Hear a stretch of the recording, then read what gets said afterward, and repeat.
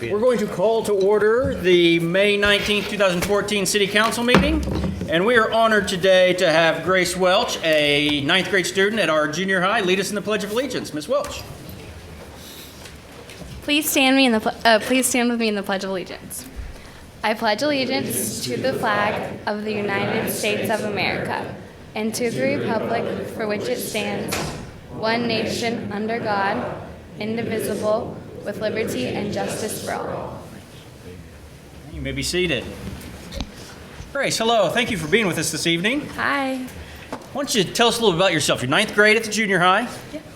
What's your favorite subject? English or journalism? English and journalism. Okay. I like that. That's right up your alley, huh? See if she's going to smile. So, what other kind of activities you like to do? This year I was the SJHS yearbook editor. I saw my son's yearbook. Did you like it? You did a good job. Good. Real good job. I'm the Stillwater High School volleyball manager now for the next year. And I've been involved in Odyssey of the Mind, and this year I helped coach a team. So. Impressive. That's really impressive. So, and who brought you today? My parents, Debbie Vincent, and my dad, Joe Welch. Wonderful. Thank you guys for coming. Counselors, you have any questions? Great. All right. Thank you very much. I'm going to run down and take a few pictures.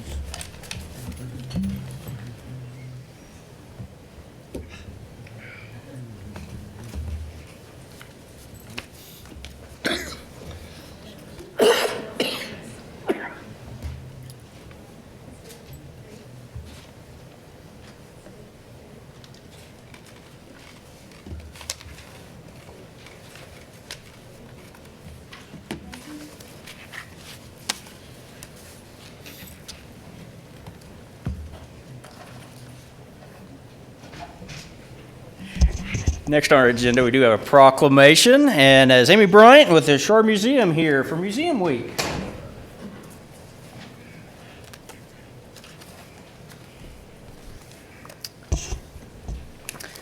Oklahoma is home to over 500 museums and cultural organizations that serve as educational institutions, preservation agencies, agencies of scientific research, and cultural centers.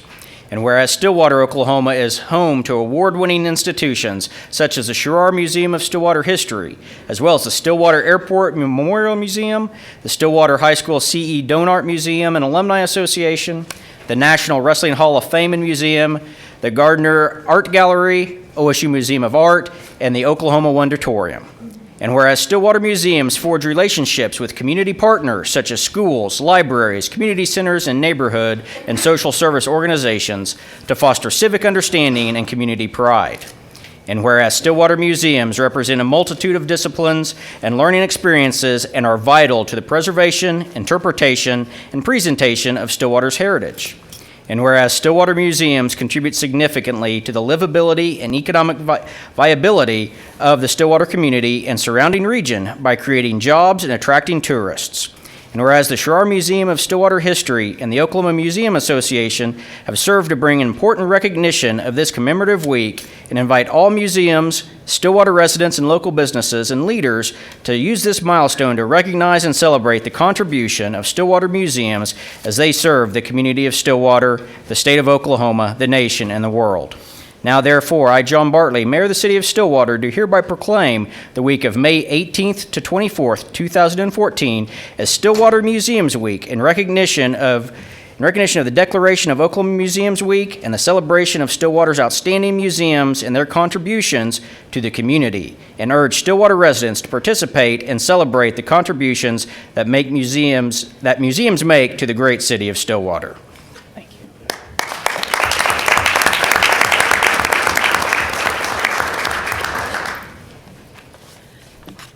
Museums Week helps to raise awareness about the contributions that museums, historic sites, and cultural centers make to their communities, both in quality of life as well as economic impact. The Sherrar Museum has been preserving and presenting Stillwater's history and Payne County's history for 40 years now. And it's through the support of the city as well as various entities throughout the community, individuals, businesses, that we are able to do that. On behalf of the Sherrar Museum of Stillwater History, our Board of Trustees, and our many supporters and contributors, thank you for this proclamation of Stillwater Museums Week.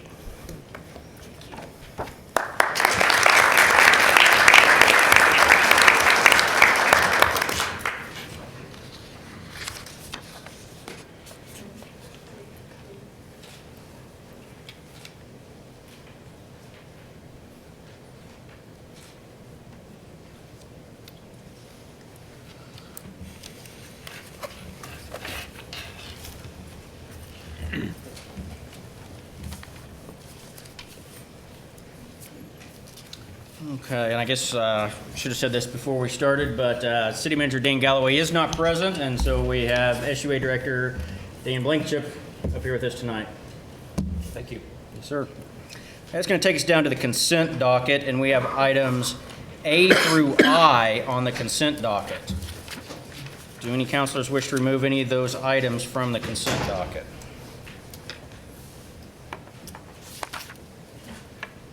Not. Is there a motion on the consent docket? I move to approve. Second. But I would like to say something about one of the items. Can I say something about one of the items? Or?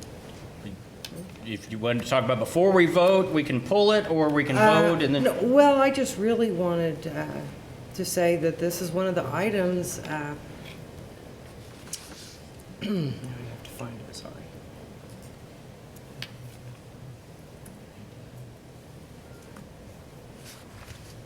I am so sorry.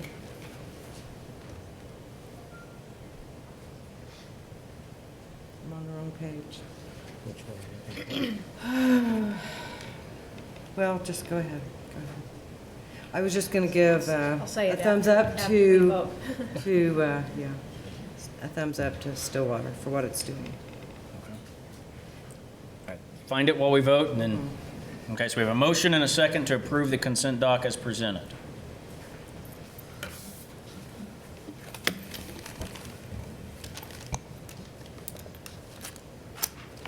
Okay, the consent docket is approved 5-0, and Council Noble, did you? Oh, I know, well, I know what it was. It was about the expenditures for the traffic system, the computer software. And I just didn't want to gloss over that. It's just so important. It's your tax dollars at work, and I want everybody to know that and understand that it's The item J. J. See, I'm on the wrong page. There's no J on mine. That's why you couldn't find it. The computer software and the bridges. The software and the bridges, good points, because that's what we approved a couple weeks ago with that. No wonder you couldn't find it because it wasn't there. I read it on that, but not on here. Okay. All right. Anything else? Okay. That'll take us down to public hearings, and I know I had received a couple requests. Let me look at those real fast. Our first item on public hearings, received comment regarding a request for closing a portion of utility easement at 3100 North Madison Court. Ms. Dennison. Good evening. Paula Dennison with Development Services before you this evening. We do have a request before you for closing of a portion of a utility easement. You can see on the screen the area outlined in the thick black and hatched is the portion of the easement needing to be closed. The house actually encroaches into the easement. This section of sewer line from Madison running behind the house and over to connect to this that is running more in the north-south area along the house is an unused portion of the sewer, soon to be abandoned. So the closing of this easement will in no way affect the sewer that is located there. Our findings, the house does encroach into the easement, but there are no active utilities located in the easement. And I'll be happy to take any questions that you may have regarding this request. Councilors, any questions? Okay. Mr. Dorman, did we have good notice? Yes, sir. Okay, wonderful. All right, with that, we will open up the public hearing, and there are a couple that weren't labeled all the way. I don't have any requests to speak, and I just want to confirm. Okay, so open up public hearing. There's no one request to speak in favor or against, so we'll close the public hearing. Ms. Dennison. Staff's recommendation on this item is to grant approval of the request. Okay. All right. Any questions for Ms. Dennison? All right. Thank you. Any discussion or a motion on this recommendation from staff? Motion to approve. Second. Motion and a second to approve staff's recommendation. And that is approved 5-0. I'll take us down to our second public hearing. Request public hearing map amendment to rezone property at 1723 West Lakeview Road from RTM to RMI. We good notice, Mr. Dorman? Yes, sir. Ms. Dennison. Thank you. Again, Paula Dennison with Development Services. We do have a request, as you can see on the screen. This is a long piece of property located on the south side of Lakeview, just east of the intersection of Lakeview and Western Road. It is joined on the west by Office. That is surrounded by University, Oklahoma State University. The CNG facility is located at this site. And over on the east side, it is RSS, which is the small lot, single-family residential. The findings, this is consistent with the comp plan. It allows a density. The zoning request, if approved, would allow a density of 30 units per acre with a maximum 50-foot structure height. And it was previously zoned RM, which, if you recall, was our single residential multifamily zoning district, and we broke it out into the 4 zoning districts that we have currently for multifamily residential, and that was done around 2012. Again, I'd be happy to answer any questions regarding this request. Is that zoning, 50 feet is just normal for that zoning? For that, the height, the structure height in that district that they're asking for, yes, ma'am.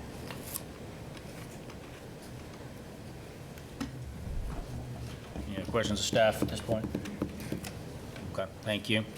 We do have a couple of requests, so we'll open up the public hearing. I did not have a request from the applicant. Well, we have, the applicant is here, so if need be, we can call on the applicant. I do have 2 requests to speak. Kent Hauk. Mayor, I'll hold line for a little bit. Yes, sir. Is there only 2 requests? Yes, sir. I'll wait a second. Okay. Gerald Horn. Yes, sir. Good evening. My name is Gerald Horn. I reside in 1717 West Liberty Avenue, which is located in University Estates Woodcrest subdivision. The Homeowners Association, that is University Estates Woodcrest Homeowners Association, became aware of this rezoning request just this past Friday, May 16. The postage signage was placed parallel to Lakeville Road, and you just don't see it until you're right in front of it.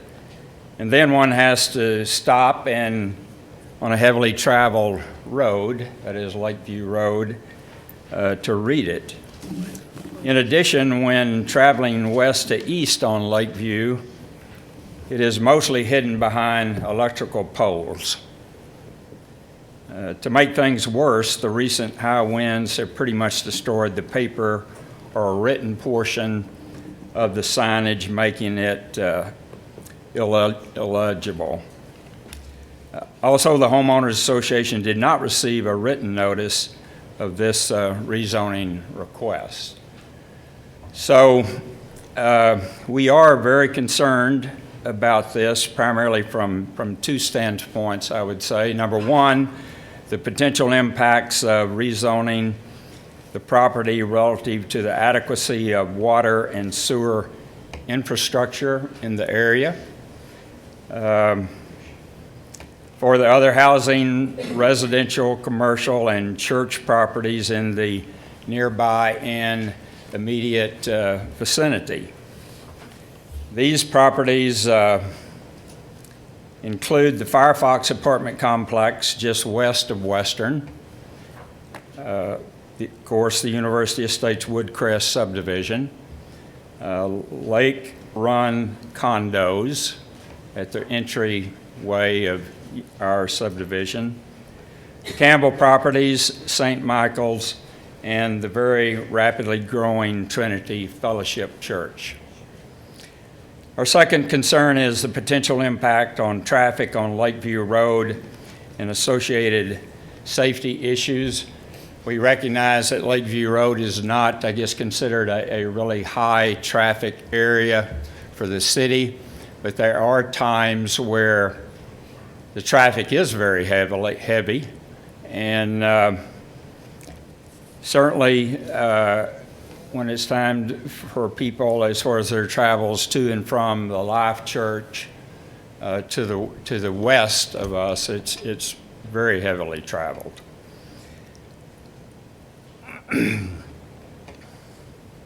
So therefore, our request this evening is that action on this rezoning request be postponed until city staff can make a full assessment of the adequacy of the water and sewer infrastructure for that area and the impact of the request on traffic on Lakeview Road and associated safety issues. And then our second request is that the association be notified at such time in the future that specific site and building plans are submitted for this property, regardless of which RM category or division, whatever the correct terminology is, regardless of which RM category this property, I guess, remains at. So thank you, and thank you for consideration of our request. Thank you. Mr. Huff, would you? Well, let's see, put that back up there. This is the piece of property. Well, it didn't pop up there.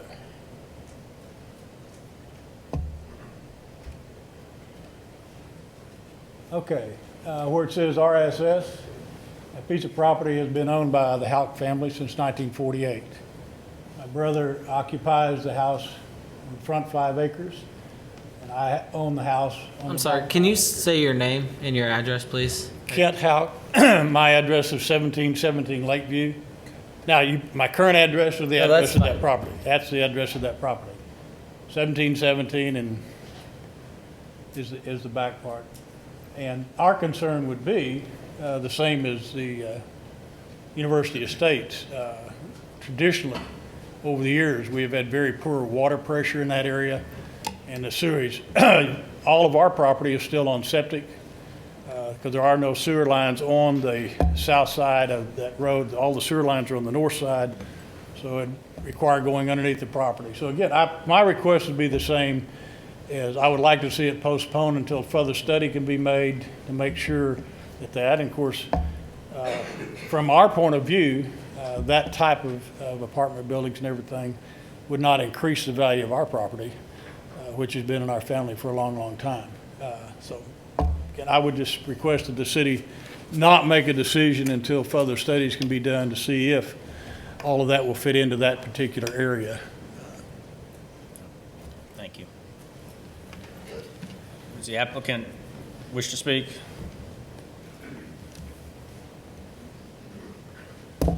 I'm Jimmy Hill, 2700 Southwestern, engineer for the applicant.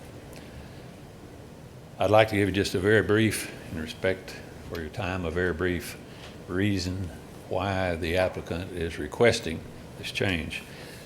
First off, he was quite surprised to find that he had been rezoned from RM to a more restrictive criteria, only recently learning that that had occurred. So he has found in his business of rental for apartment type occupants that Single-bedroom units seem to be his favorite, seem to be renting better for him. So in looking ahead and in planning for this property, he is requesting more latitude than would be allowed in the RTM, which is limited to 20 units per acre, 35 feet of height.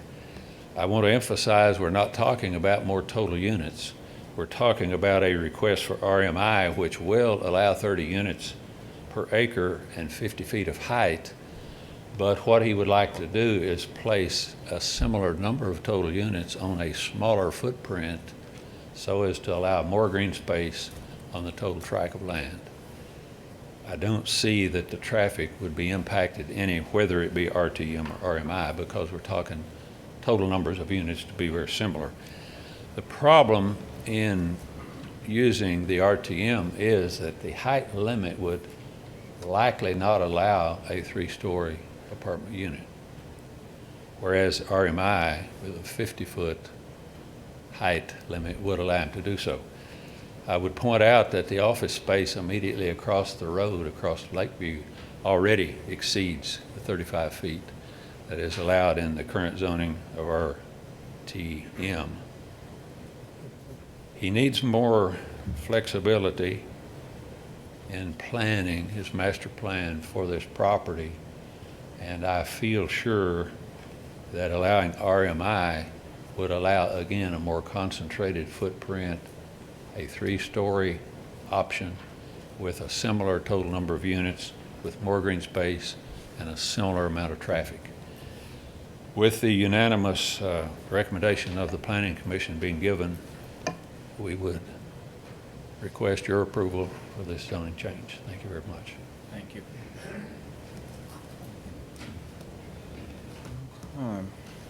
I do not have any further requests, so we'll close the public hearing and ask staff to come up and give Planning Commission's recommendation. A couple of things, if I may, before I get into the Plan Commission's recommendation. The concern about the existing infrastructure and the ability to serve any development out there, that is not evaluated at the zoning stage.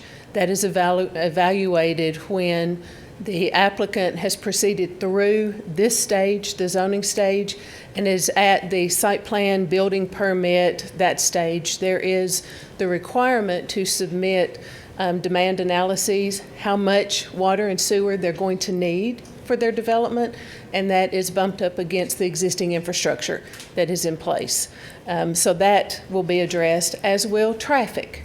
On that 4-lane road with this size development, hadn't looked at all the numbers yet, but traffic impact analysis, it could be right at the threshold of that being required anyway. Okay. So the Planning Commission is sending a recommendation to approve this, and that is a unanimous recommendation from their meeting. Any questions of city staff? You said, the applicant said similar amount of traffic. You said similar. I guess I don't understand. What size are we talking about, or can we discuss that? Can we discuss the size of the? For the, how many units? Mm-hmm. Well, I heard the 30 on the density, right? Yes, ma'am. Up to 30. That is the maximum that is allowed under the RMI zoning district that they're asking for. They can have no more than 30 dwelling units per acre. And do you have any idea, when you were saying similar amount of traffic, I'm assuming he was meaning as to an RTM amount of traffic, the amount of bedrooms or anything like that? You don't know that yet? We do not regulate the number of bedrooms in a dwelling unit under the zoning. Okay. So according to their business plan, and again, we wouldn't see that until if the zoning were approved and they came in with their building plans to determine how many bedrooms would be in each unit. And they could vary. They could vary from studio apartments up to what we have seen in some is 4 or 5 bedrooms. Is this one step up from an RTM? Yes. Okay. Yes, ma'am. I had to think a minute how the categories went. Right. This may, you said that it was changed from RM to RTM when we altered the RM zoning classification 18-ish months ago. Correct. What were those bulk standards under RM before? Do you remember? Or do you have access to? I do not off the top of my head. Yes.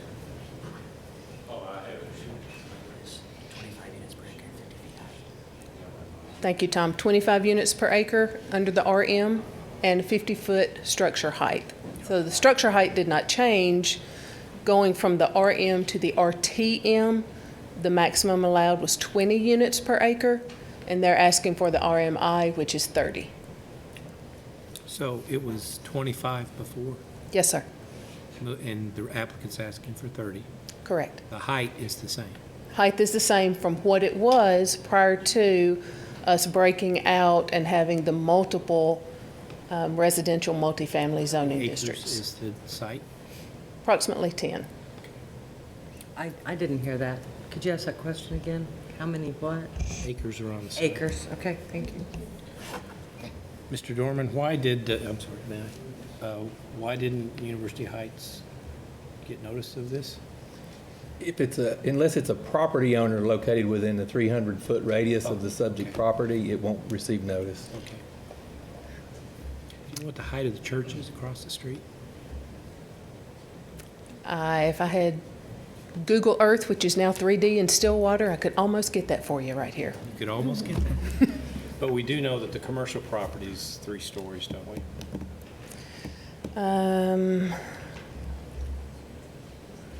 Does the applicant know? These right in here, Yeah. 2, if not plus, 2 plus. Okay. If this changes to RMI, it stays that way until someone would ask it to come down or go up. Until they come back through this process again, yes.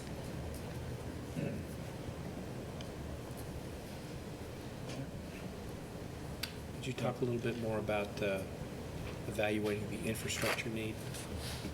As this project goes forward, let's just say that it would put more pressure on the water system or the traffic system. What would development services do? If the information that is provided when evaluated bumped up against our existing infrastructure, whether it's water, sewer, streets, What do you mean by bumped up? we compared the demands of each and every development in the city of Stillwater to what is available under the existing infrastructure to serve each development. If there is a disconnect between those, if the demand is so much higher than what's available to serve them, then it is the developer's responsibility to increase or upsize the existing infrastructure in order that their development be served by water, sewer, or it can be streets as well. So if we were to determine that the capacity wasn't there, permits for building wouldn't be issued until there was an agreement that they would expand the infrastructure. And not just the agreement, but they would submit the plans Right. that would be reviewed and approved, accepted by the city, and they would either install those upsized infrastructure, or they would enter into what we call a development agreement. They would provide us, the city, the financial guarantee that they will be upsizing those, and then they would be able to get their building permit once all the other reviews have been completed. The property next to, adjacent to it, is RSS on one side, which Yes, is to the east. single-family home, Yes, even though it's not developed, right? Maybe one house on there too? I believe there's 2 Okay. separate parcels, but yes. So this says RMI would be 2 steps away from RSS, from single-family RTM to It- RM. It would actually be 3 because you have the RT, which is duplex. RSS is the small lot. Yeah. And then you have duplex, Then you have the RTM, which is the least dense multifamily, then the RMI. So 3 steps away from the property that's RSS. Okay, thank you. Yes. Okay. So currently it's zoned RTM. Applicant's requesting to raise it 1 One step. density step. Yes. Any other questions of staff? Thank you. Okay. Conversation? I didn't fill out a speaking request form, but I'd like 3 minutes if I could have it. That's going to be up to the council's prerogative. It's fine. Yeah.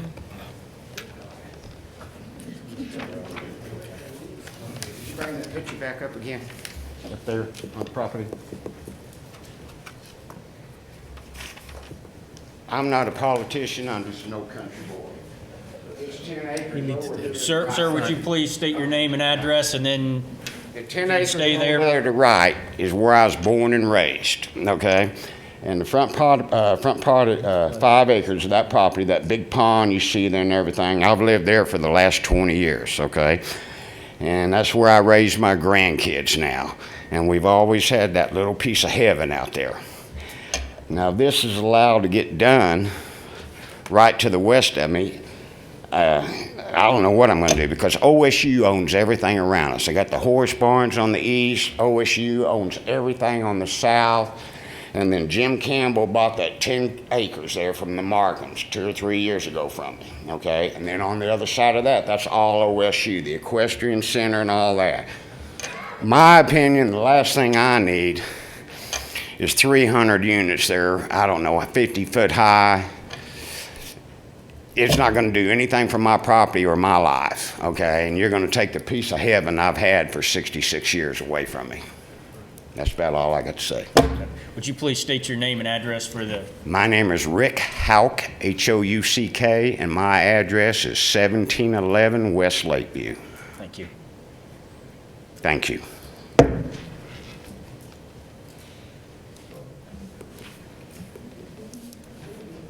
All right. Conversation? Comment?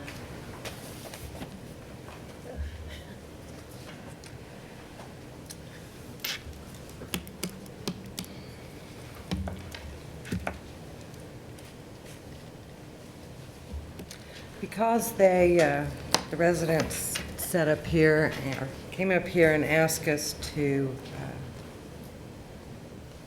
wait a couple of weeks, I'd like to know why they wanted us to wait. So we can, you wanted us to look at the infrastructure, correct? And Ms. Dennison, you said that we can't do that, correct?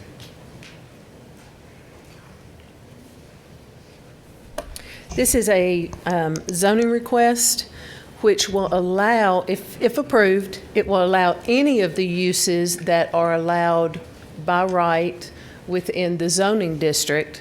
And so the engineer would have a difficult time in proposing what those specific uses demands on our water or sewer or transportation system may be, because they could range. A church, a school, a small retail establishment, or the residential that they're asking for.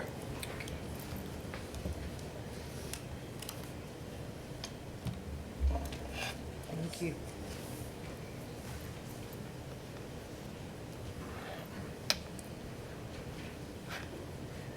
All right.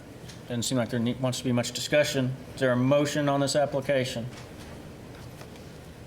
We can always have debate after a motion and a second. What, I just have a question. How long do they have to have a notice? Like if they would have been in, is it like a week notice or what's the notice period? I believe it's 20 days.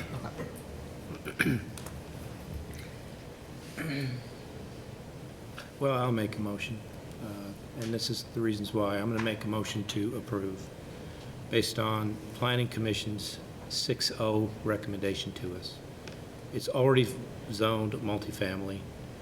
I think the applicant's not asking us to up it but one level, and I think it's a reasonable request. So I will make a motion to approve. That's what we have Planning Commission for, is to study these issues, take public input, and the fact that University Heights was not within 300 feet, while it's important to hear from everybody, the state law contemplates people within 300 feet. So that's my motion. Motion to approve. There's a motion to approve. Is there a second? I'm going to second it just so we can get to debate. Second. Second. I've already seconded. Here. Well, that wasn't a second. All right, we've got a motion and a second to approve. And by the way, I appreciate the manner in which the motion was made, that it was in the affirmative. Regardless of what you think, motions like this need to be made in the affirmative.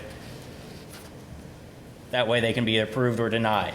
So we have a motion to approve, and it's been seconded. Too many D's. All right. I do agree with Councilor Weaver. What it really boils down to is that this is a zoning request, and we've got to look at zoning requests not from a construction standpoint. This is a what could be allowable uses. And we have to look at what is the worst possible use within the requested zoning. The actual construction, the impact of infrastructure, the impact of traffic, that can only be dealt with when a very specific plan has been presented. And with this, a zoning request, we don't know what those plans are. If the requested plans in the future exceed the infrastructure, well, they'll either have to fix them or they're not going to be able to build it.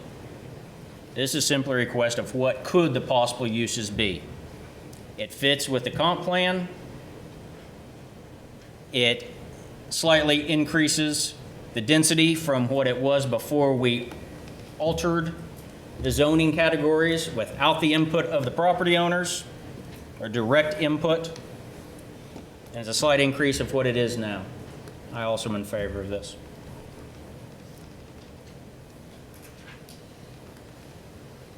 Any other conversation? So, Mayor, when the building plan is put out, if it is within the zoning, the latitude, it wouldn't come back to anybody again. It wouldn't come back to city council or planning commission. It would go through city staff. Yes, ma'am. Right. And then city staff would then do all it has enough water pressure and that's enough this and that. Correct. And it wouldn't be permitted if it exceeded the capacity of the area. Right, okay.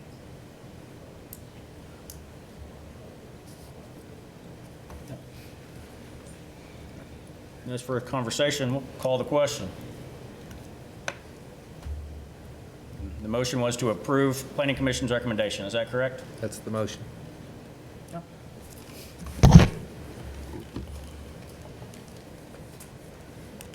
That is approved 3-2 with Councilor Noble and Councilor Nahara voting no.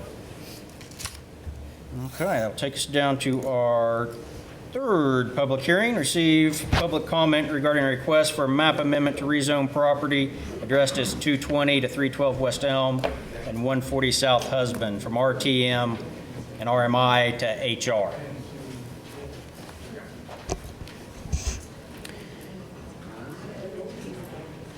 And again, Paula Dennison in Development Services. A request before you this evening, and one of the peculiar things about this request is there are multiple parcels owned by a common property owner that do not adjoin each other in this request. So as you can see on the screen, on the north side of Elm, just east of Duck, is one of the requests, and this is from RMI to High Rise. And then at the southern end of Husband, and this is Maple down here as the other street on this corner lot, Husband and Maple. that one remaining parcel the request is from RTM to high-rise.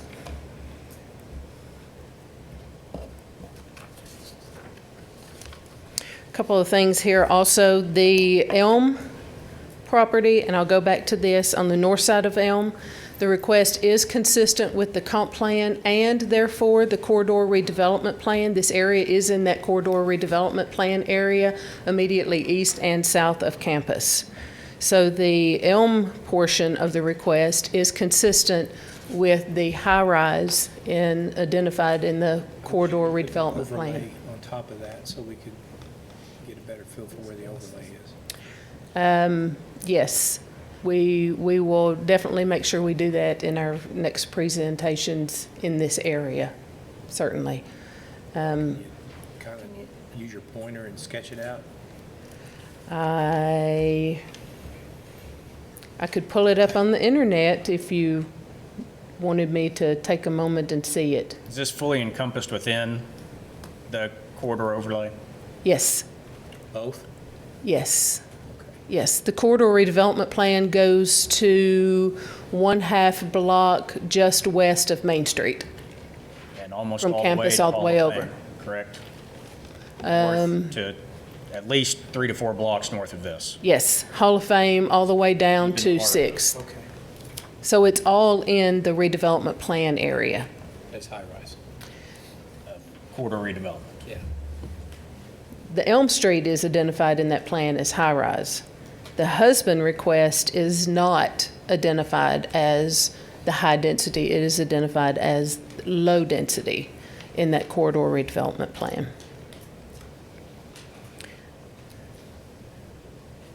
Adjacent to HR zoning, as you can see, what's high-rise right now, zoned high-rise, is one of the developments that's under construction by this applicant. So this is a continuation of their phase. It is extending that phase to include the full block of their property along Husband Street, from Elm down to Maple. So if approved, all of the parcels along Husband Street that they own would fall under the high-rise zoning district. This does allow a density of 150 units per acre and a maximum height of 100 feet. So that would be applied in this area that is surrounded by RMI. There's high-rise, which is the brown.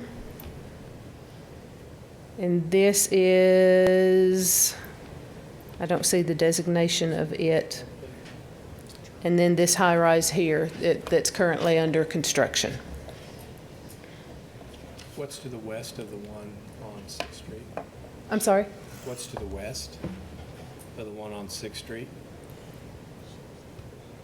6th. On Elm?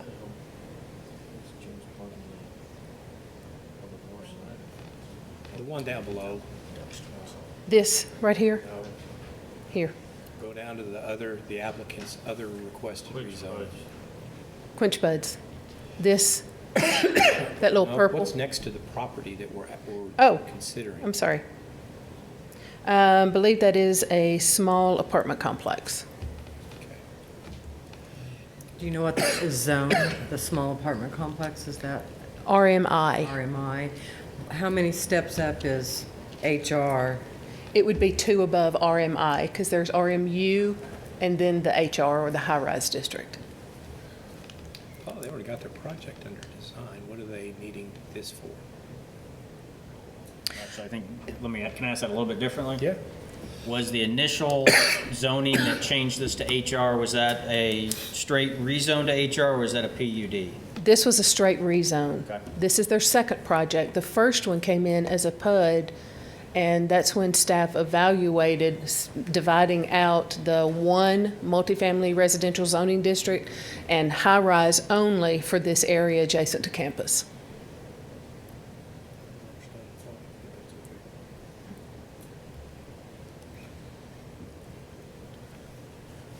They have been able to purchase additional properties, Vice Mayor, to expand their proposed construction activities.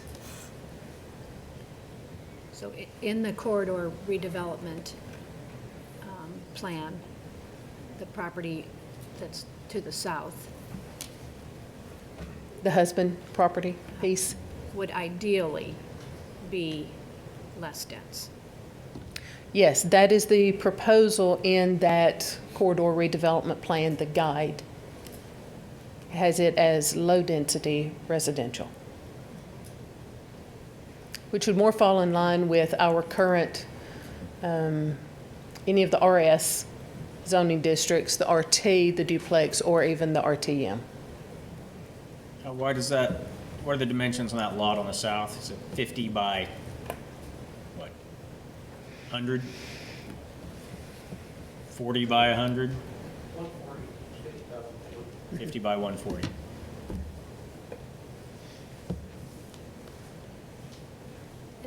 And it backs up to the parking area, right? And the parking facility is to the south of the actual apartment.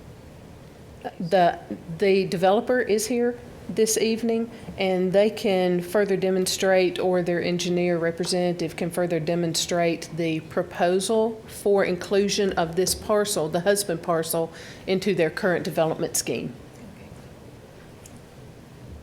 Any other questions for me while I'm up here?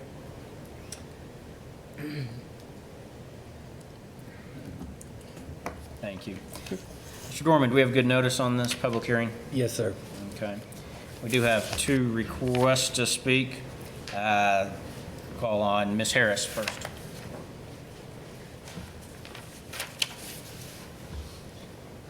Good evening, Kelly Harris with Keystone Engineering, located at 923 South Lowry, here representing the owners and the developers of these properties. Lots of good questions coming up that I can answer also, but I just wanted to speak real quick to the husband tract down on the south side.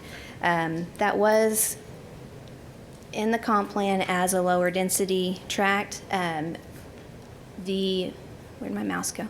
The 2 properties north here were also designated as that lower density, but as properties were purchased, those were rezoned as well.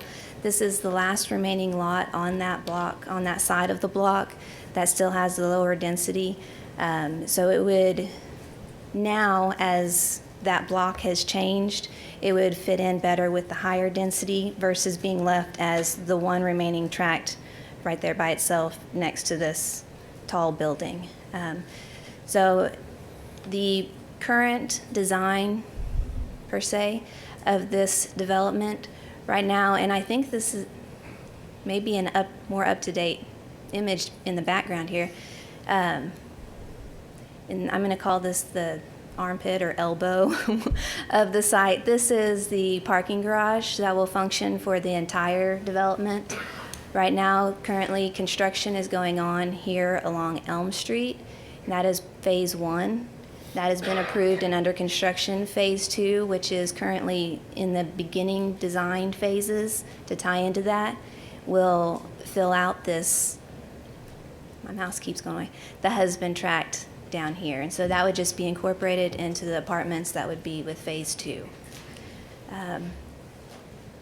This tract up here, we haven't talked a lot about what's going on here, and maybe the developers are here, can answer questions about that, but it is more high-rise apartments. I'm not sure if that's going to be part of phase 2, phase 3, but right now they have that under contract, and we like to get it rezoned as well. Some things that came up under Planning Commission. This is a straight rezoning. The developers were very instrumental. The city staff was able to work with them in the creation of the high-rise district. So they did originally come in with a PUD for this entire site. Staff created the high-rise district. They came in and rezoned it to the HR to utilize that by right. So they plan on continuing the by right design philosophy there. So along with that by right, we would have to construct public sidewalks along the streets bordering our property.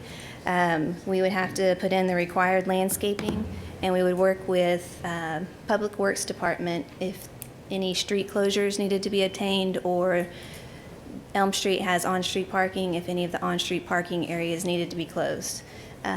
Public Works would look at those requests individually and approve or disapprove them based on the residents being able to access their property, the surrounding residents, and also emergency vehicle access. So those are all things that would happen after the zoning's in place, the design is in progress, even in the construction phase, but those would all be administrative approvals after the zoning has been approved.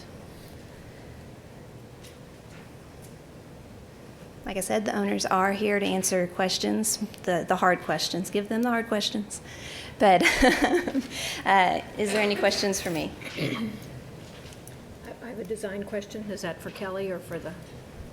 You can try it out on me. Okay. I mean, because this is in the corridor redevelopment area, there are pretty specific guidelines, expectations for design. Yes. In the corridor redevelopment that are different than a brick wall that comes to the edge of the sidewalk. Right.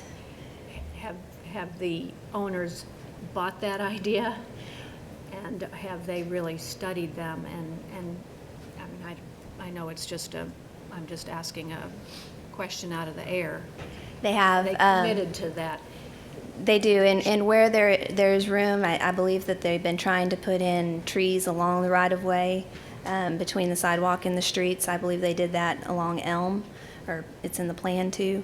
But yes, they're abiding by, if there's wider sidewalks required than the typical 6 foot, then those are put in. I don't recall exactly what all the more stringent requirements are, but they're not asking for any variances. Well, it's way more than just a wider sidewalk. Yeah. It's the whole facade of the building, the entrances and exits, and how windows are placed and signage, and it's way beyond. If there's room for a tree, we'll put it there. Right.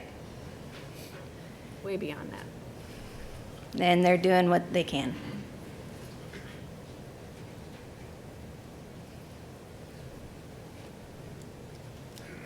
Any other questions for Ms. Harris? Feel free to call me back up. Okay. Any questions for the developer? The developer is here. Okay. All right, our next request and the last request on this item is Roy Scott.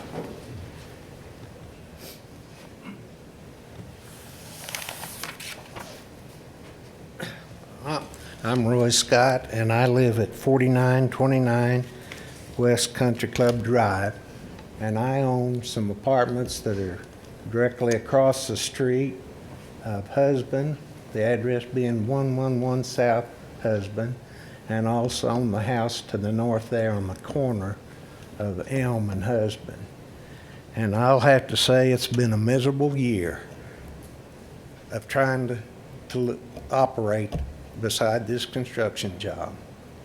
Last year, when their other job was finished, they started bringing all this rental trailers and parking them in the street. Seems like you can just park them. They brought their trucks in. Now we have one lane. And now the construction started. They don't have any bad weather days. They're in there with their trucks every day. Mud comes out, flying up and down the streets. I called the city once.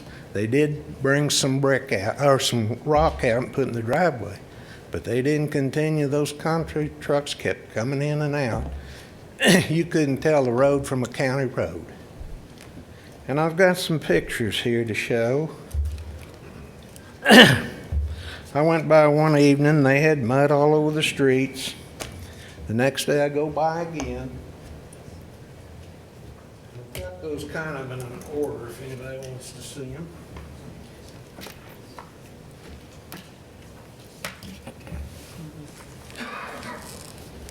This first picture here, this isn't a bad picture. This is dust. It's in the middle block where my property is, looking south. The street sweeper had come down. I've called them about the dust. It was just blowing on the street, blowing on our apartments, our cars. I called the city. They send an engineer out. Pretty soon, here comes their sweeper out. And their sweeper doesn't pick up the dirt. It just like a leaf blower.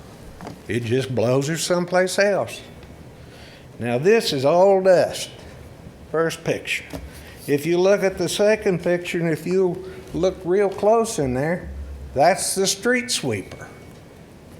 It's that heavy. And the third picture was he finally got it shut down there on the corner, and you can see the dust still flying there to the left of that red pickup. Next day, they were back out there with that sweeper again. We finally called the EPA. We're not happy. You can go by there. We've got rental signs up. You can't even get by Husband Street. Maple Street, or Elm Street's blocked. Duncan Street's blocked. 3 out of the 4 streets around there are blocked. You go by there today, went by there, the corner of Elm and Husband, the truck was just set in the intersection, blocking both, the whole intersection. I got up there, had to turn around, go back to the north and back around. We can't get to our apartments unless we go down through the alley and come back up. And this has been going on. And we're just not happy at all.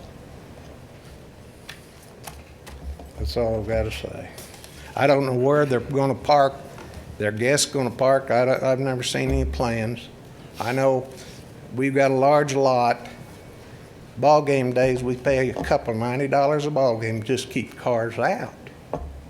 I'm sure we're going to get an overflow from there. Mr. Scott, were you able to rent your apartments last year? We had them on a year's lease, yeah. Okay. But it isn't easy. Do you have leases for this next year? I don't know, because I have a manager on that. Okay. I know the house on the corner is vacant, but they don't like it either. Their apartments are filling with dust. And the traffic, you can't get through.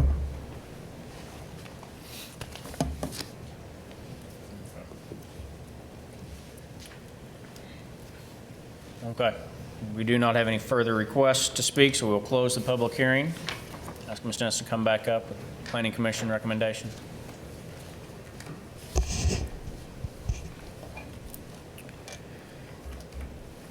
The Planning Commission's recommendation that is before you this evening is unanimous approval for the request. I will say that the concern about traffic on Elm Street for the area of Elm between Husband and Duncan, that has been approved to be local traffic only. That is the restriction that has been approved. The Husband Street side, the full pavement is open. There's restriction up to the edge of pavement where I believe the fencing is located. So it feels much more narrow than it is. But Husband Street, the full pavement is open. Not to say that when there's loading or unloading going on that it's not temporarily blocked, but there's not approval from the city to have any portion of Husband Street closed for any extended period of time. Thank you. So again, the Planning Commission does send their recommendation of approval. Okay.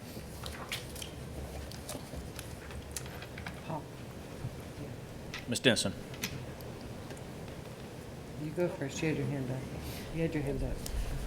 I'm just wondering if the owners or developers could speak to us to answer a question about their commitment to the corridor redevelopment design. Yes. Yes, they can.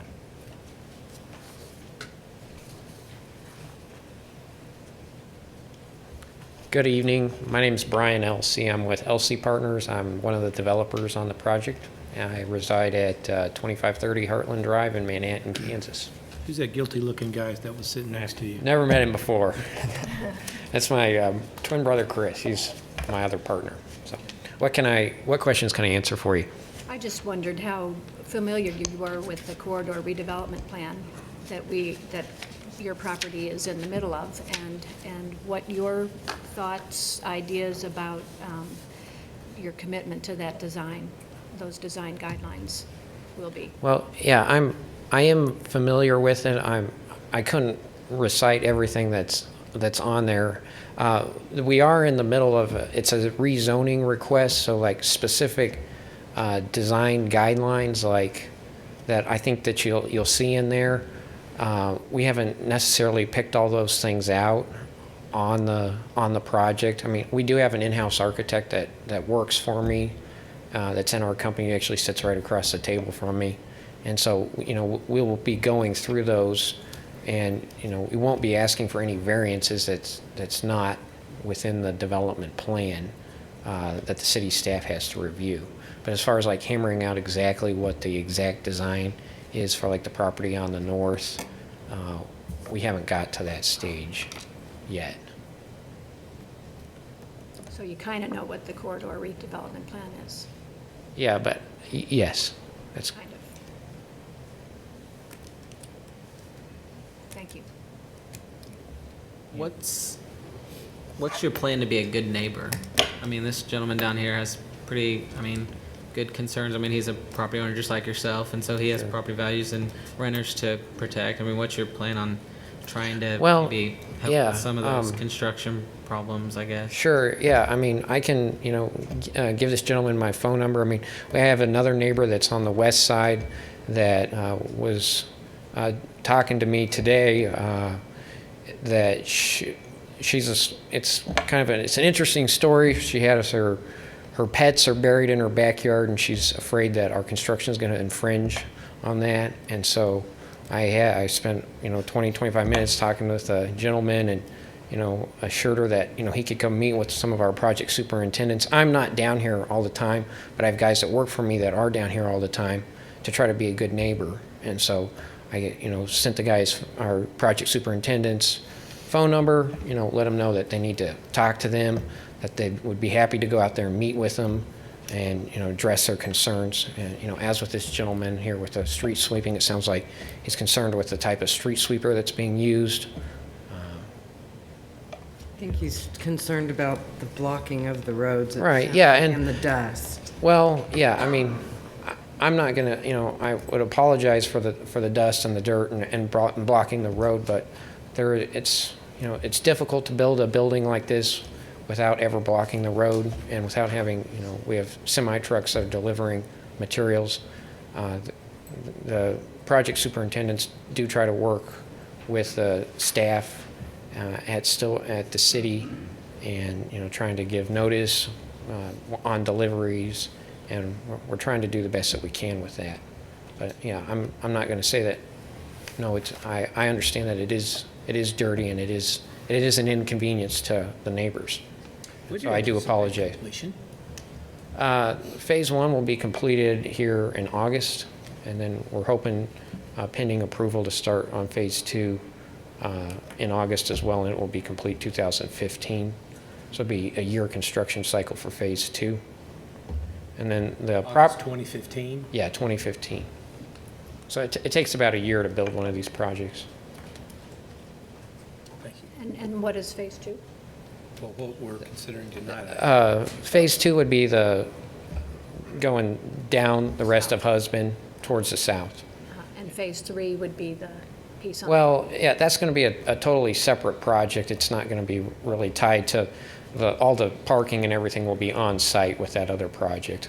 We had considered that, something with the development is that you can, if you're within 600 feet, you can park all the vehicles in the structured parking lot there. And so, technically we could have all the parking in that garage for the stuff across the street, but we just thought that it would be a better fit to have the parking actually across the street on site with that other project.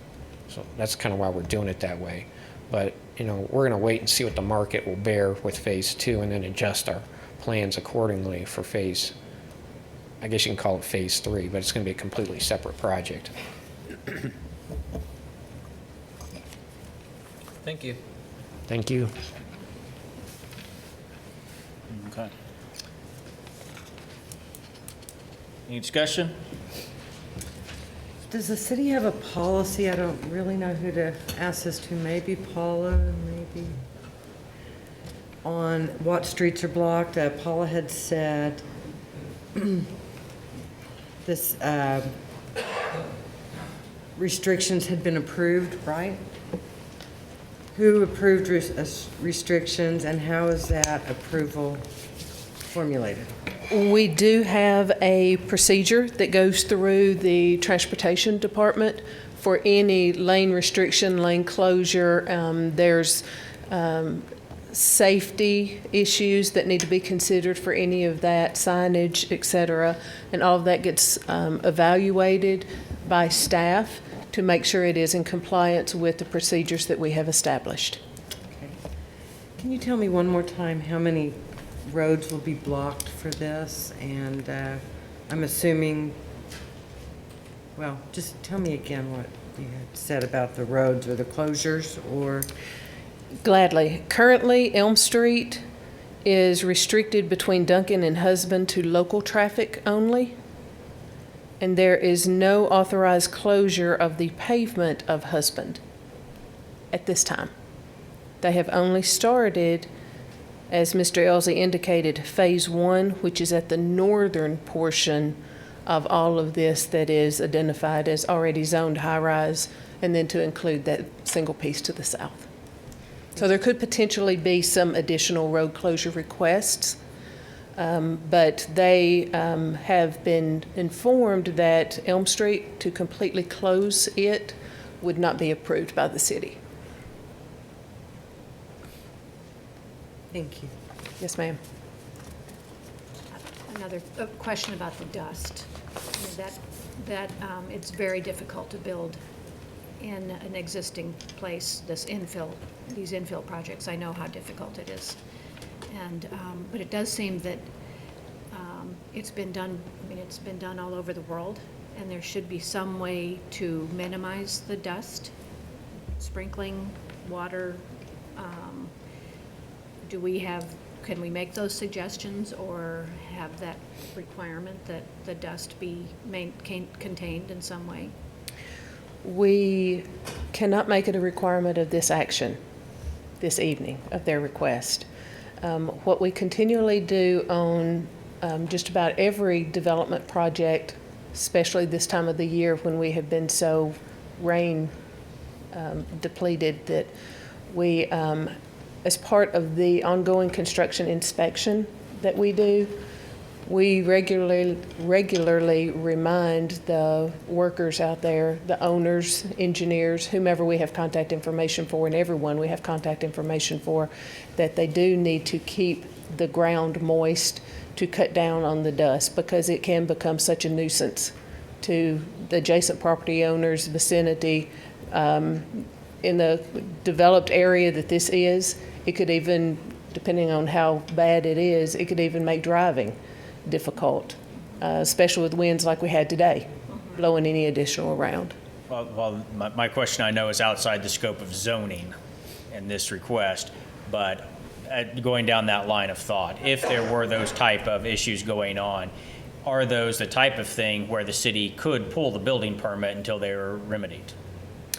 Theoretically, as a last resort, we don't want to pull a building permit. We'd rather go out there and work with the applicant and the developer, let them know how serious the offense is. If it becomes a nuisance, one of the first things we do is issue tickets prior to any end result of having to pull the building permit. But that is an option that is laid out there. Yes, sir. Any questions for Ms. Dennison? When this, the building is designed, it'll come back to the city, and then the city will look at the guidelines in the corridor redevelopment zone and make sure it fits that, hope that it fits that? It is not required to fit the corridor redevelopment plan, because those are suggestions. That is not like zoning, which has the absolute requirements in it. But we do ask that designers consider the suggestions in the corridor redevelopment plan And previous conversations with other folks in this area, they have actually come back with designs that more properly fit what the corridor redevelopment plan was encouraging. Thank you. Okay. You've given us the recommendation, correct? Recommendation from the Planning Commission was unanimous approval. In the conversation, is there a motion on Planning Commission's recommendation? Move to approve. Second. We have a motion and a second to approve Planning Commission's recommendation. Any other conversation? Yeah. This project is exactly what this area needs. It was the whole intent of us creating that high-density housing area in that part of town to build these kind of projects closer to the campus instead of out in our neighborhoods. But in order to do that, they have to take some business risks and buy property closer in. So I know you're making business decisions, but I thank you for doing it. It's good for the community when we develop in that area this kind of a project. So, you know, I'm all for this. But with that said, Paula, I want you to, given Mr. Scott's concerns, I didn't hear him complaining about the project. He's just worried about the impact it has on his property. I want your inspectors to be a little more diligent and put the applicant on notice that he needs to attend to the dust and the dirt and the access to the neighborhood. So, I mean, I feel better now. I feel better now, too. All right. We had a motion and a second. Any other conversation? All right, let's call that question.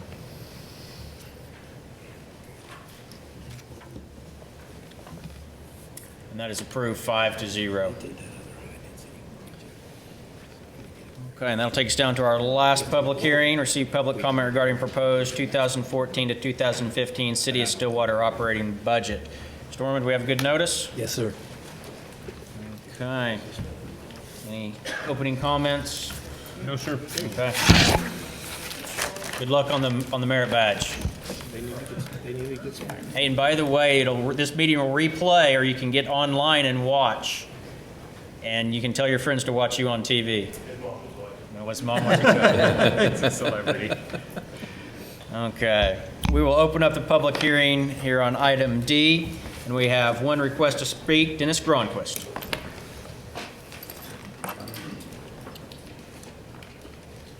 My name is, excuse me. My name is Dennis Gronquist. I live at 3219 East Peachtree Avenue, and most of you know why I'm here. I'm here on behalf of the public to face those who deceive us by telling us about restricted funds that are not restricted. They're being spent every day on operations and maintenance, which is general fund issues. I'm also here to face those who have increased the backdoor taxation by excessive utility rates to $19,351,794 in this new budget. This is more than 3 times what it was just 6 years ago, and it is not in compliance with nationally accepted public trust doctrine. Not long ago, your legal staff was told they could no longer charge the public a franchise fee for the use of their own public property and facilities. That should have been a common sense. However, they talked to the people at the state level and found that they need only change the term to excess funds, and they could charge anything they wanted. And the state officials would look the other way. This is still the same thing.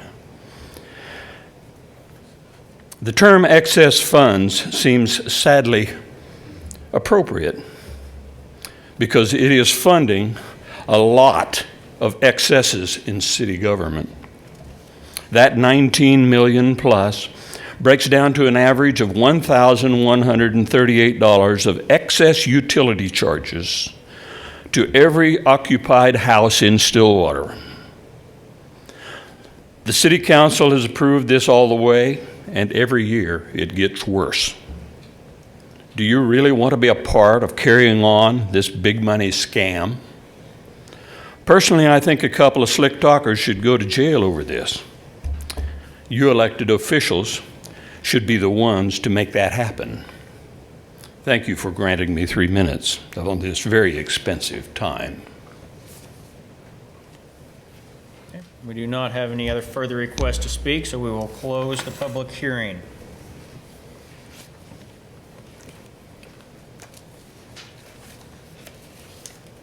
All right. Take us down to reports from officers and boards. Mr. Dorman. A couple of requests for executive session tonight. Request an executive session pursuant to 25 OS subsection 307B2 to discuss labor negotiations with Fraternal Order of Police Lodge number 102, and request an executive session for the purpose of confidential communication regarding the purchase or appraisal of real property pursuant to 25 OS subsection 307B3. Thank you. Anything from City Manager's office? Nothing this evening, sir. Okay, anything, items from City Council? I just want to say good job to Amy Jo Fraser downtown Friday night. Ton of people, really good idea. Great to see so many people come out. The food trucks and tunes was a great event. Yeah. It very much was. Yeah. I have a couple items. One, Councilor Nahara will be on the radio, KSPI 780 AM tomorrow at 8:15. I will be on Triple Play on Wednesday. And congratulations to this year's 6A state baseball champions, the Stillwater Pioneers. Okay, anything for upcoming meetings? Okay, we do have an appointment for library board. Let me pull up my notes.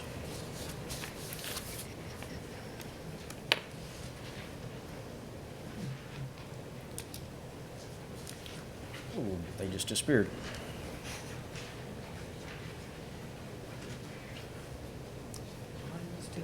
Okay. We have two terms that are expiring at the end of this month, and since they're both reappointments, can it be one motion? Okay, I would nominate Judy Nelson and Gary Stanton for reappointment to the library board. Second. We have nomination and second for those two reappointments. And that is approved 5-0.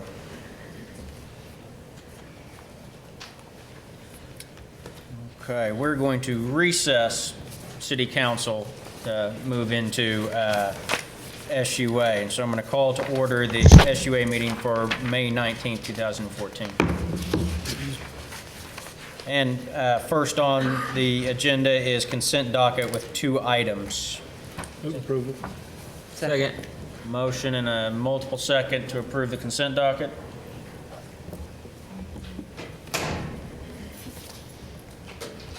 That is approved 5-0, and that'll take us down under general orders to the Water 2040 implementation plan. Mr. Blankenship.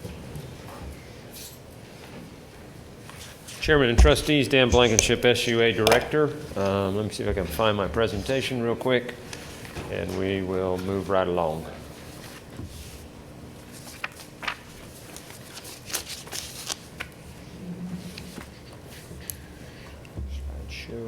From the beginning. Okay.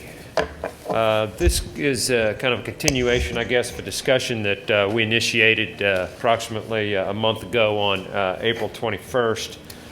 Following the meeting of the 21st, we went back to the table after we had been, I guess, the clarification of the intent of the trust indenture debt limitation. We sat down with our project consultant and our financial advisor, MFS, and in fact MFS is here this evening, and looked at what we could do to implement this project or this program. Just real quickly, this is the picture of Water 2040 and all the improvements. If we have any questions or discussions about it, we can come back to it. Basically, we came up with two alternatives or 2 options to move forward with the project. One of them being private financing, and that would be the sale of bonds. But also by breaking down the project into smaller elements, it opened up the opportunity to do public financing, which would be through the state of Oklahoma, Oklahoma Water Resources Board, and Drinking Water State Revolving Fund. would be that private, or I'm sorry, the public source. There's really some differences between the two. Under the private financing, you have to have a debt service reserve. That's basically an amount that you have to put up front that is equivalent to 1 full year of debt payment.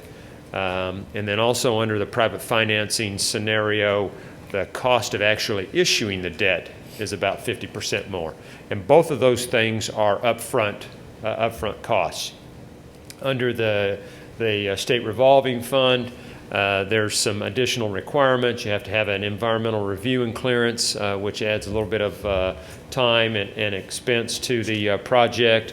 The state must also review and approve the design, which also adds a little bit of more time to the project. And then we have to include what's known as the federal Davis-Bacon wages. That's wage rates that have to be paid during construction, and that adds additional cost. And this is where the story starts getting a little bit better. Under the SRF, those rates are subsidized and are approximately 30% less than what the what we would see on the private side. So first thing we did is we kind of mapped the whole thing out, a schedule for each, and then once we had the schedule laid out for both the private and the SRF, we went ahead and started putting the numbers to them. You'll see that there is some of the costs have gone up. Part of that is we've had to stretch out the schedule a little bit, so there's some inflation that's associated with that. And then once again on the SRF side, the additional requirements for Davis-Bacon, the environmental and the other requirements that are associated with the state funding. So the project costs under SRF are about $6 million more than under the private. But when we get into the issuance cost, as I mentioned before, they're about 50%. The private is about 50% more, about $400,000 more. And then the big one, the big upfront cost is the reserve fund. So the number that I have out there where it says par amount, that's the actual number that we would be financing over a 30-year period. And you can see the DWSRF is approximately $770,000 more from a principal standpoint.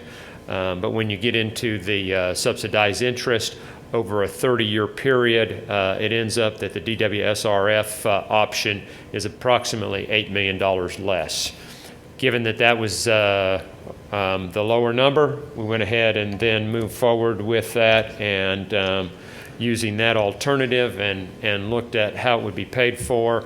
We laid that out and put that into our capital water fund.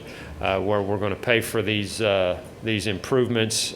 We have a model that we project expenses and revenues in, and we put these in there.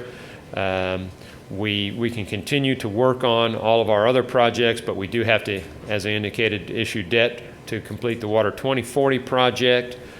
We have had several projects in order to maintain a positive cash flow that we've moved back from a few months to as many, I think, as about 18 months. But what that does is it enables us to only issue debt when we need the debt for the Water 2040 project, and it keeps us once again in a positive cash flow situation. The projected annual revenue for FY15 in the Water Capital Fund is about $8.5 million. I give that information to you so you can kind of get an idea of comparatively where we're speaking and when we get into the debt situation. Currently we have about $650,000 of annual debt payment for the ERA projects, and then Water 2040 under the DWSRF would add about $4.5 million for a total of $5.1 million worth of debt payments after we get completed with the Water 2040 project. And that equates to about 60% of the annual revenue for the Water Capital Fund. That means we would have about 40% of the revenue available to pay for cash pay-as-you-go projects. As far as the financing goes, according to the trust indenture, the trustees can issue debt based on projected current year revenues, FY14 revenues. That'd be about $30.5 million. We have broken the project into 3 separate packages. The debt approval and issuance would occur 3 different times in 3 different fiscal years. As you can see here, the package A would be in January 2016, which is fiscal year 16. Then 6 months later, in fiscal year 17, we would issue the debt for package B, and then a year later in fiscal year 18, we would issue the debt for package C. The numbers that I have down below are a breakdown of how that annual debt payment would calculate out, and then the total is the same number that I showed you, about $4.5 million that showed you on the previous slide. When will it be completed? Package A, we have design and real estate acquisition commencing as soon as we get authorization to move forward with the implementation plan. We'd be ready to go to construction in the first quarter of 2016. You'll see that there's some gap in there, and that's allow us to get through the processes that we need to get through associated with the DWSRF, moving from design into construction. Similar scenario on package B and C. Ultimately, we end up completing all of the improvements for Water 2040 in the 4th quarter of calendar year 2018. Previously, when I presented this, I think we were in 2017. So ultimately, it ends up pushing the completion date out, I think, a little bit more than a year. Once again, one of the things that's real critical here is that all of the schedules here, at least the bidding and construction schedules, are subject to timely acquisition of the required easements and real property. Recommendation is recommended the trustees approve the DWSRF financing implementation plan as presented in this report and direct staff to proceed with the implementation. I'd be happy to answer any questions you might have about this subject. May I? Yes, sir. Please do. Can you flip back a few slides? Yes. I'll stop you. Say when. Right there. Okay, under the private, the SRF program's a neat program that obviously it's cheaper, but I just want to take a little bit of issue with you on the reserve fund under private. That's really not a cost. No, it's not. Besides a fund. But we have to have that money up front. Right. And in fact, that $63 million is the interest we pay over, includes interest payments for 29 years. Whereas the $54 million is 30 years of interest payments. So whether we put that 4.8 there as the reserve fund, which we need up front, or we put it down in the interest cost, the bottom line is still the same. But yes, absolutely, you're correct. It's really not a cost. Yeah, Okay. Yeah, and that's why we call it a reserve fund. We didn't really list it as a cost, but. Would you, next slide. Let's see, go again. Okay, the 3 packages, we've had, I don't know, maybe this would be a good study session topic since we have some of the new counselors that really weren't a part of the discussion at all about this 2040 plan. The whole idea is to improve flow and pressure across the entire city, right? Well, this predominantly affects the southwest and some of the central zone. Mm-hmm. But the idea is to get us in a position so that by 2040 we have proper flow and pressure across the entire city. Well, this project won't necessarily make improvements for the other parts of town, but it will ensure that we have proper pressure and adequate flow to meet our projected growth through the year 2040. And package A, I'm pretty well convinced from our prior discussions, I think you've changed these around a little bit from the previous handouts we've gotten, but not too much. And we try to stay pretty consistent. A and B are pretty much required to get Central and Southwest taken care of, right? Yeah, A and B picks up almost all of the the improvements, with the exception, the only improvement that it doesn't include is the water line that comes from the treatment plant down to 6th. And why do we need that? We need that, and that will enable us to get the volume of water into the system that we need to serve the projected demand.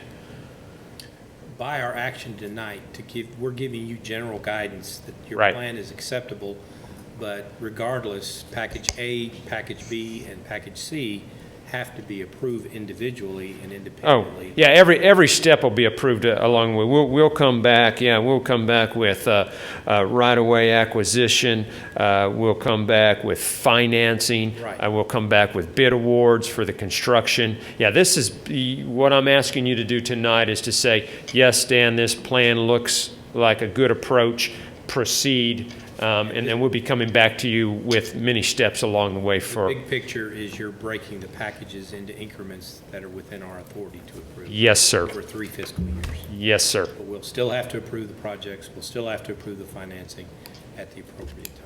Right, Right? right. Okay, got it. Yeah, absolutely, absolutely. Okay.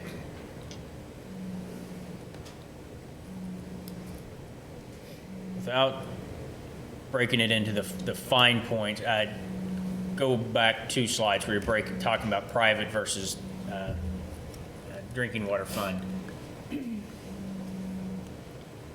Private end result's going to cost $8 million more, but get us done a year sooner. Approximately. I mean, and then the drinking water fund, 8 million less, take another year to accomplish. Approximately, yeah.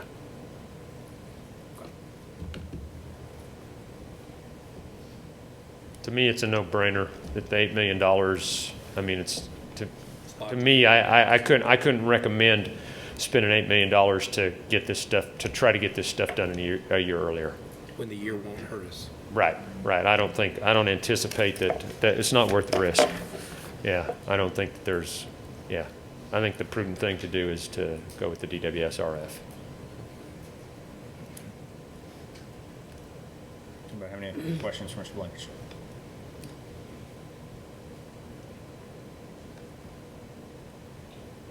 I spent a lot of time with Mr. Blankenship last week, and I do appreciate your time. You're very welcome. I really appreciate you spending the time with me. Are you looking for an action from council? I guess so. Yeah, I'm just asking, I guess, boom, right there. Right there. Yeah, actually, I'm asking for an action from the trustees, not the council. Hey, To approve. I am my boss's employee. I would make a motion to approve. Thanks. Second. We have a motion and a second to approve this staff recommendation and the implementation plan.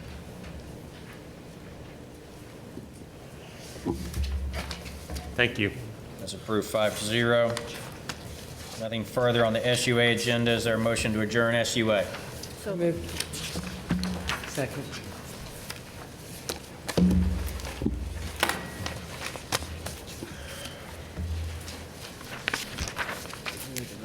I did, didn't I? As approved 5-0, SUA is adjourned. We will call to order Stillwater Economic Development Authority. First item is a consent docket with 2 meetings worth of minutes. Move approval. Second. We have a motion and a second to approve the consent docket. That's approved 5-0. Then I'll take us down to general orders, economic development activity report. You know, it's not very often that I get to do this, but we have started a couple of years cumulative growth of presenting the commercial projects to the council. And this is one of the great positive things that we are honored to be able to show to y'all. The map that you see before you covers 2010 through April of this year. So it's very fresh, this information is. You can see the different colored dots, what they represent, dining, retail, multifamily, or miscellaneous. And I'm just going to go through a couple of slides and let you just take them up. The blue, again, is dining, and the hot pink is retail. Again, some of these are familiar to you because they've been out here a couple of years, but we wanted to reintroduce the community to all the activities that are going on in Stillwater. In this next slide, the green is multifamily and the orange is miscellaneous.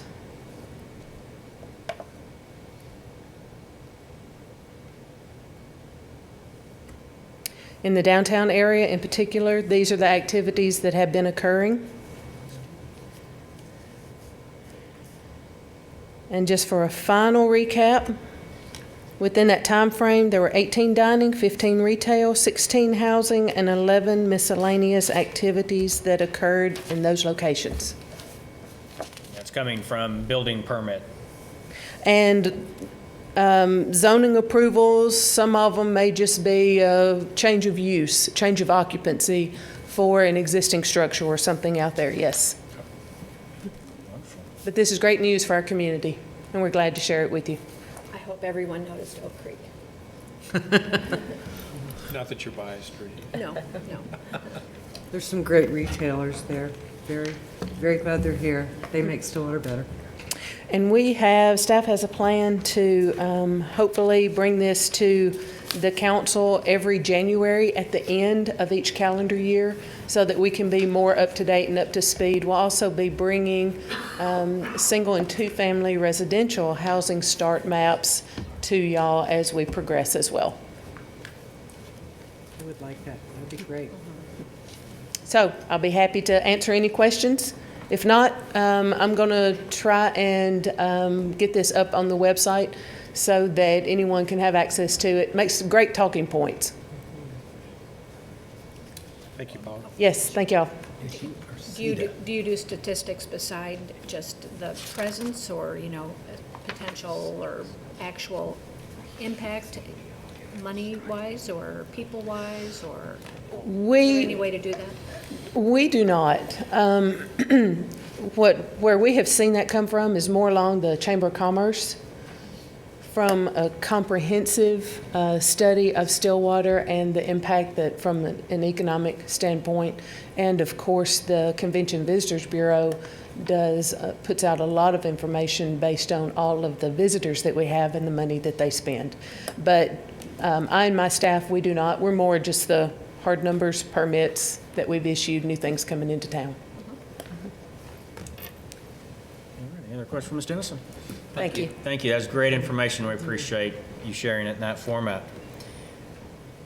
Okay. Next, we're going to talk about going to executive session, but first we're going to strike item 6, the resolution. There will not be any action on that resolution this evening. Okay, Mr. Dorman, just procedural question. So we have an executive session here, but we can't go into and we have an executive session on city council. So do we need to go into executive session here and then return? Yes, sir. And then Adjourn this meeting, reconvene the regular city council meeting. Then executive session for that? Yes, sir. Okay. Does that make sense? So on our agenda for Stillwater Economic Development Authority, making a request for an executive session just for CEDA. Yes. Does that make sense? Okay. Is there such a motion? Yes. Second. We have a motion and a second.